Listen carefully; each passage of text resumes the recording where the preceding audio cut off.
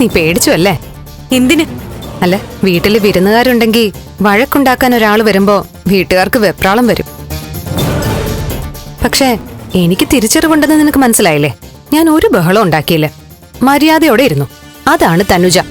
തനുജ അതായാലും ശരി ഇതായാലും ശരി, എനിക്കത് പ്രശ്നമല്ല. ഞാനിപ്പോ നിന്നെ വിളിച്ച് ഇങ്ങോട്ട് വന്നതേ അവിടെ എന്റെ അച്ഛനെ കുറിച്ച് പറഞ്ഞത് കേട്ട് ക്ഷമ നശിച്ചിട്ടാ. അച്ഛനോ? എന്റെ അച്ഛൻ എങ്ങനെ ദേവികയുടെ അച്ഛനാവും? ദേവികയുടെ അമ്മാവൻ, അത്രേ ഉള്ളൂ.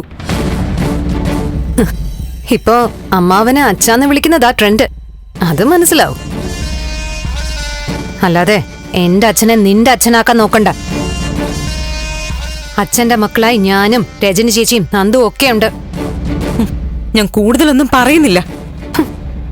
കൂടുതൽ പറഞ്ഞില്ലെങ്കിലും കുറച്ചെങ്കിലും പറ. അച്ഛൻ വരുന്നത് വരെ നമുക്ക് വർത്താനം പറഞ്ഞിരിക്കാം. തനുജെ, അച്ഛൻ വരുന്നതിന് മുൻപ് ദയവായിട്ടൊന്ന് പോ പ്ലീസ്. ആഹാ, എന്റെ മുമ്പിൽ ആരെങ്കിലും പ്ലീസ് എന്ന് പറയുന്ന കേൾക്കാൻ എനിക്ക് വലിയ സന്തോഷ. എന്തായാലും അച്ഛൻ വന്നിട്ടേ ഞാൻ പോകും. എന്റെ അമ്മയുടെ കാര്യത്തിൽ ഒരു തീരുമാനം ഉണ്ടാവണമല്ലോ.